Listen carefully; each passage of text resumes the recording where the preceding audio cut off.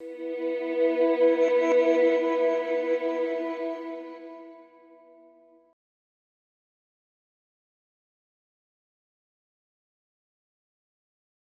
afternoon, everybody.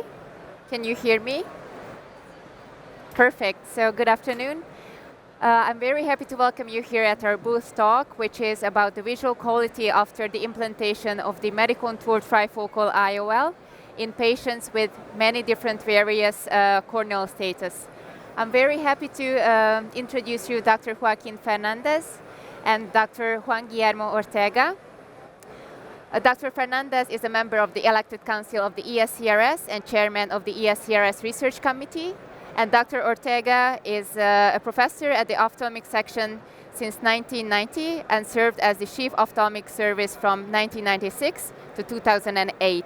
He's currently in private practice at Clínica de Oftalmología San Diego, focusing on corneal, cataract, and refractive surgeries. So I'm very happy to welcome both of you here. Can you please share with the audience your experience with the Liberty lens? How many have you implanted so far, and since when are you implanting the Liberty? Okay. By these days, I'm implanting more than 300. So I think it's a very interesting number. So I hope you can take care about my experience. Well, so we were implanting for almost 10 years, I think. 10 or 8 years. We have operated thousands of patients. At the beginning, we were with not too confidence the first day, but right now I don't want any of the trifocal lens, and we are going to know what is the reason. So, Dr. Fernandez, you are one of the co-authors of the new IOL classification system recognized by the ESCRS. Can you please share some details about this new system and where the Liberty lens stands in this new classification? Well, please? as you can see in the slide, we create with Filomena, first of all, a scoping review, reviewing all the papers about simultaneous vision lens from 2010. Well, it's a lot of lenses. And we create a cluster analysis to make all the group that we can see there. As you can see there, we are going to see two big groups, the partial range of field and the full range of field. The partial range of field achieve the cutoff of 0.2 logmar, less than 2.3 dioptries, and the full more than 2.3. So in the full range of field, we discover in the second group, is the full range of field is smooth, with a very little difference between the intermediate and the near vision, the Liberty lens. So for me, this lens is amazing in the sense that we are going to achieve the deep of field of a full range of field, more than 2.3 dioptries in the cutoff of 0.2 logmar, but with the photophenomenon of an head-off refractive lens. And we are going to see what could be the reason for that. Yes, I want to reinforce what Joaquin is saying, because sometimes I think Liberty is some kind of a mixed lens between the trifocal and some characteristic of the head-off lenses. This is very interesting for the comfort of the patient in the post-op period. So, Dr. Ortega, can you please share the technology behind the Liberty lens and the special design optics, please? Yes, of course. The main factor about the lens is the number of the rings that is going to create the near and intermediate vision, because there are only 7 rings. This is a very important step, doing a lens that very well tolerated. As I was saying before, that people used to have a lot very different in terms of photic phenomena in the post-op period, because they are feeling so well. They recover very fast about halos and dysphotopsia at night, driving, for instance, and they feel very well. So this is the more important aspect. The other is very precise in vision, near vision, intermediate vision, and far vision. People feel very well and very comfortable about the way they are seeing.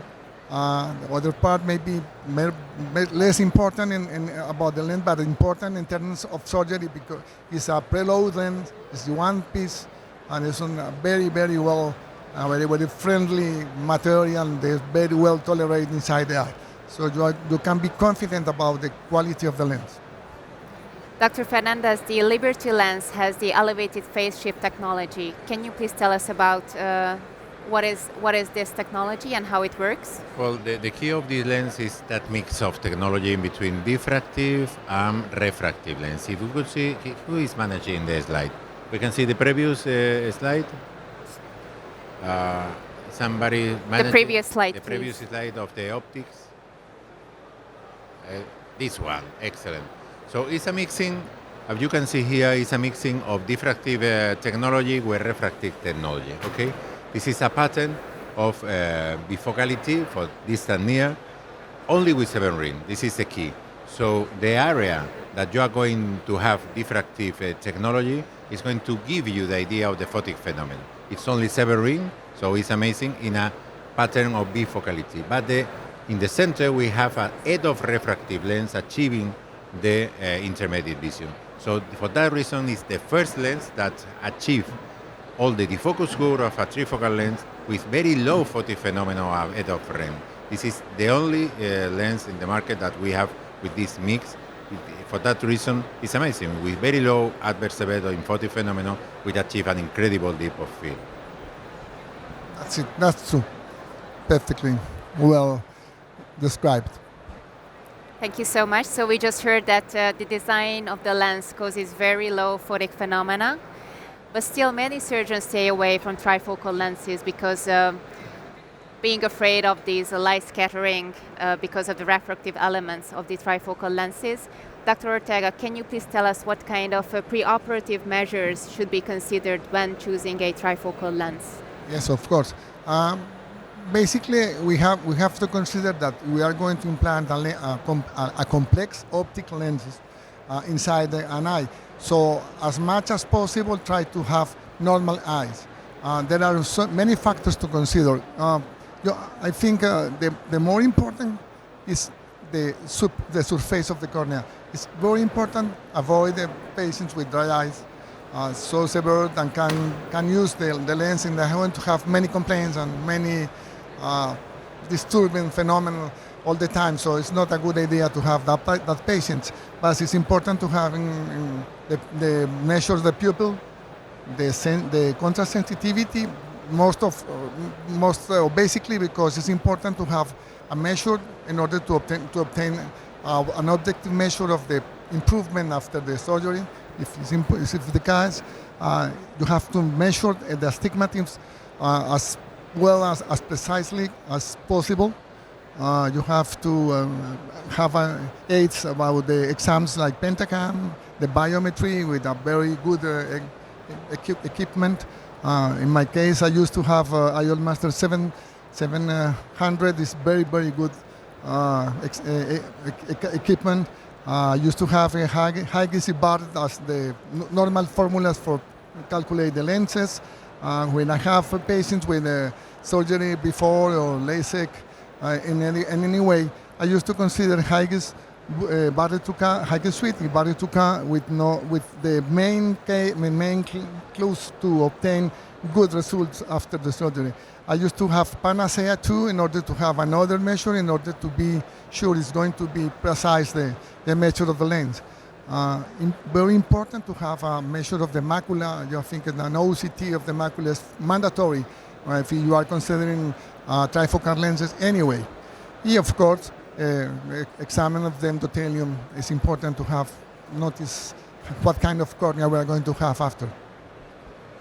So Dr. Ortega, you just mentioned us all the corneal imperfections that should be avoided, but I know that you did have a study including patients with corneal imperfections. Can you please share us the design of this study and what kind of results you achieved with the Liberty lens? Yes, I live in Colombia. Colombia has a very large experience with refractive surgery, so we have to deal with patients and have radial keratotomy and LASIK, hyperopic or myopic LASIK in the last years. So they want to obtain something very good instead of the kind of problem we are going to have calculating those lenses.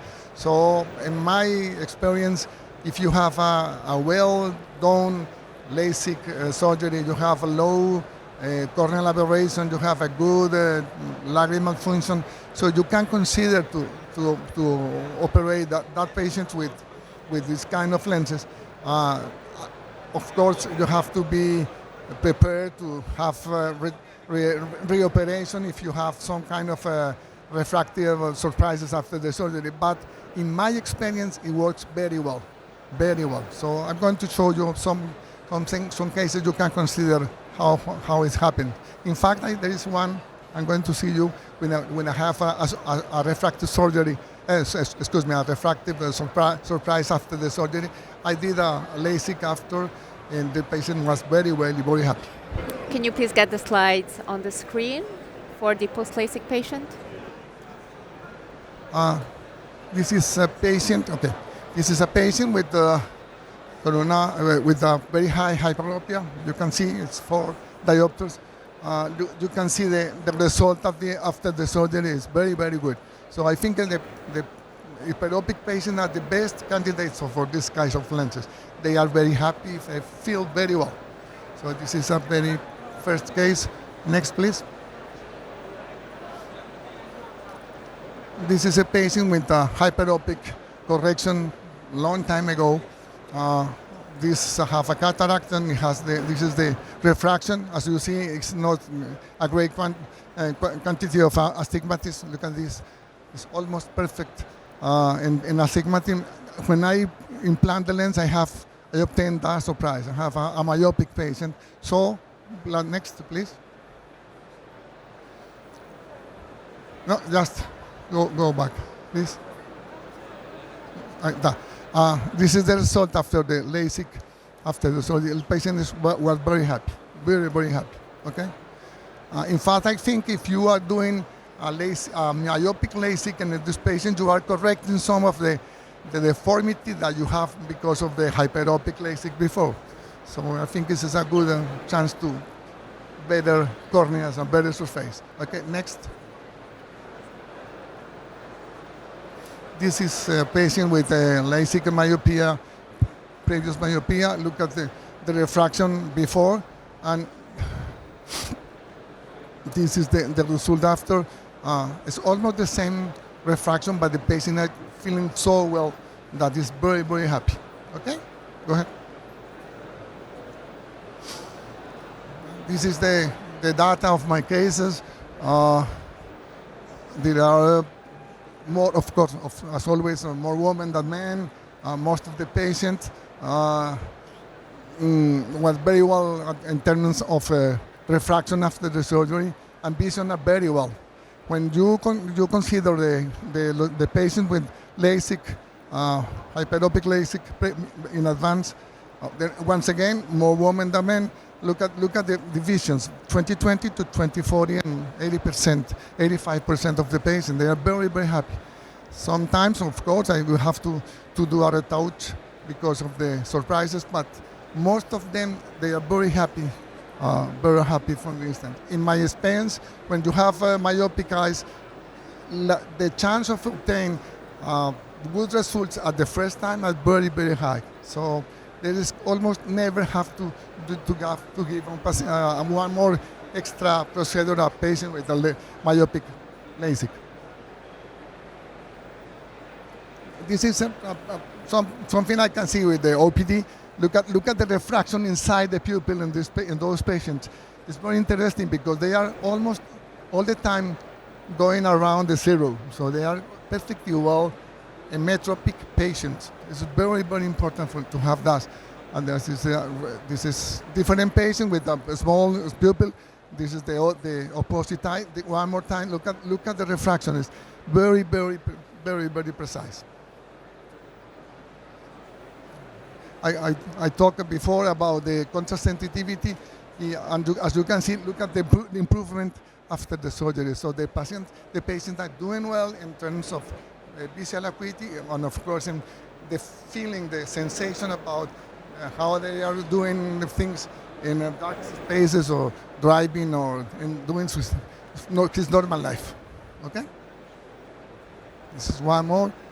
Look at one more time. The improvement of the contrast sensitivity is very important to consider it. That things in order to listen the patient with complaints and try to understand what is happening. Those are the focus groups with patients with the lenses. You can see pre-op and post-op how the things are improve, how the people are doing well, how the lens is working in all distances and doing the things well. Thank you, Dr. Ortega.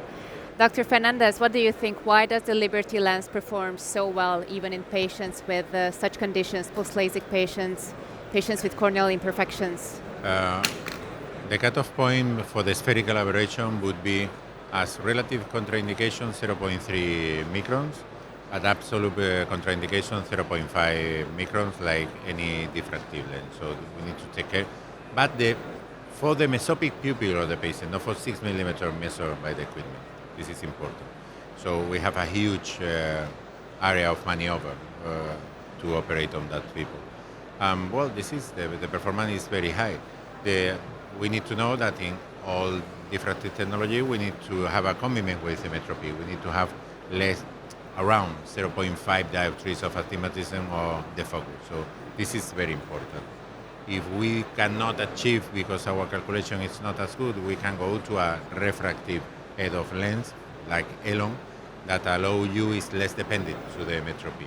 So it would be, for me, more or less the separation between one or another. Because intermediate vision with the 2.0 is absolutely 2.0 EPS is absolutely amazing. So I could have the performance of a full range of field lens with an excellent quality of vision and very low photophenomenon as we talked before.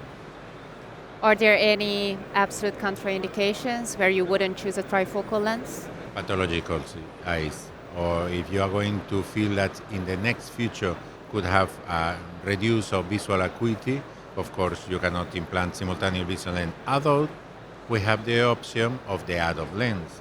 If the pathology is a very, very early stage and you think that the evolution is going to be very slow and the patient is very demanding of deep of field, you can implant the add-on with the idea of the explantation. In the long term, the pathology advances. Right, absolutely agree. Yeah.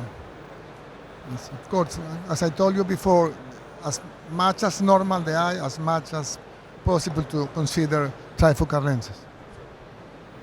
And as you mentioned a few sentences ago, some surgeons do tend to choose a EDOF lens instead of a trifocal because it's more forgiving in terms of halos and glares.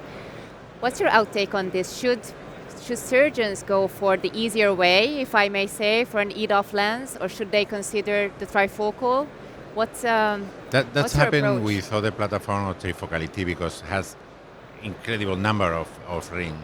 So according to the review that we did, we could measure that the experience, the dysphotopsia experience with Liberty is very low. 7% of the patient has complain or very complain about dysphotopsia. And this percentage is quite similar to the EDO refractive lens. So according to that outcomes, in terms of complaint bothersome about dysphotopsia, the performance is quite similar to the EDO refractive lens. So talking about Liberty, photophenomenon is not excuse for not implanting the lens, for my humble opinion. Based on my experience and based on the literature. The same for me. Yeah, I think it's not a valid reason not to implant a trifocal lens like Liberty if you are considering they're going to have some complaints about photic phenomena. No, it's not a good idea. Of course, the patient, they are going to see more photic phenomena than a monofocal. Obviously, that's right. And this is not, the message is not, let's go to operate in crystalline lens, refractive lens and chain without any problem. This is not the message. The message is that the patient complain quite similar to a EDOF refractive lens. Okay, it's not too much different. So in patients that have very good visual acuity, 20-25, with a very little cataract, you can implant on them, and they are not going to increase a lot the perception of photic phenomena. Joaquín, what do you think about the intermediate vision? Because there are some concerns about the people that are using it off all the time, about talking about it's a perfect intermediate vision, and what do you think if you are comparing with The visual acuity in intermediate vision with the 2.0 EPS is good enough. It's good enough. But we only need to know that with very big pupil in mesopic condition, we can lose a line in intermediate vision. But you are not going to lose the near vision. The near vision is going to continue. The vision in the mesopic, imagine a very romantic Japanese restaurant with very low light in mesopic condition. The pupil is going to be too bigger, more than 4.5. Probably the menu you need to take a little to you, but only in very small letter, because the visual acuity in intermediate is good enough with pupil, but probably in very little size of. And it's more romantic, of course. If you are romantic people, the liberty is for you. That's an amazing message. Do you have any final thoughts about the Liberty lens? Yes, for the romantic people, this is your lens. Dr. Ortega, any take-home messages apart from being a romantic man and choosing the Liberty lens? not so be sure. But no, I think it's an excellent lens. It's worked very well. People are happy all the time with the lens. I have no complaints about it. I can use the DOF you have. I love it. It's a very nice lens. But if I have a patient with an excellent eye, I think deserves an excellent lens. It's Liberty. Yes, as a summary, you are going to have the deep of field of a full range of field lens, a trifocal lens, the dysphotopsia or a head of refractive lens, but you need to have a complement with hemetropy and normalize. If all this happen, your patient is going to be happy.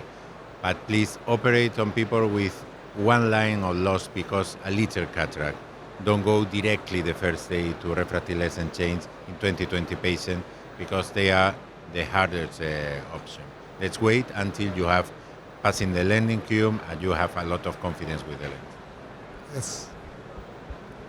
Thank you so much for sharing your expertise with us today. Thank you for this fascinating conversation.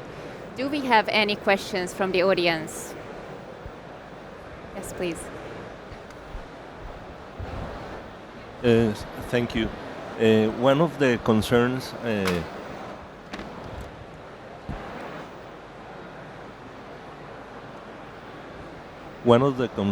that we have is the aberrations or the high order aberrations after the implant.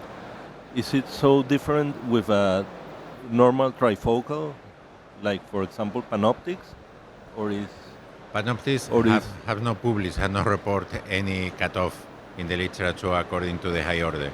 We publish the cutoff. And the cutoff, as I told you, the relative contraindication would be 0.3 logmar, micron for the mesopic pupil of the patient, okay? And absolute contraindication 0.5. So it's very high. This high order aberration are very high. So this is not a problem.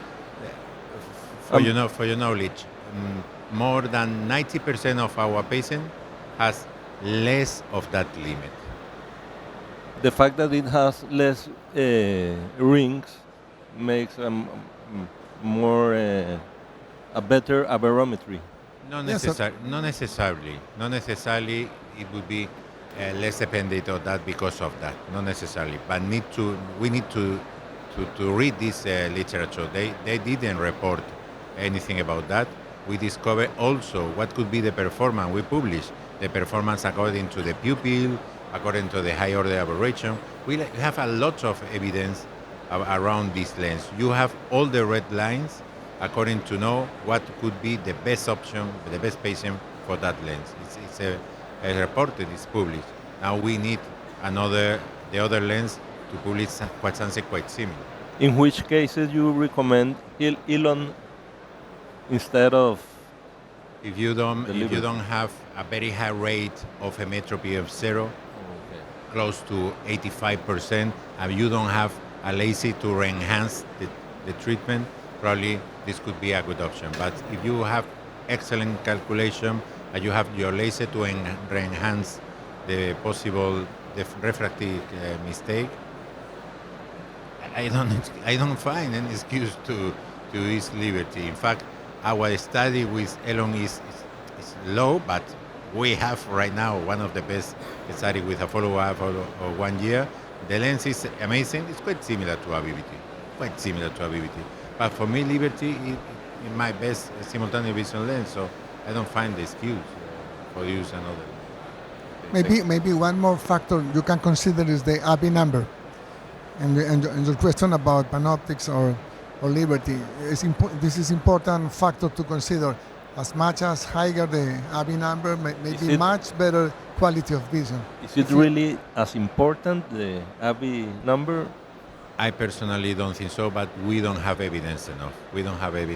But clinically, difference probably.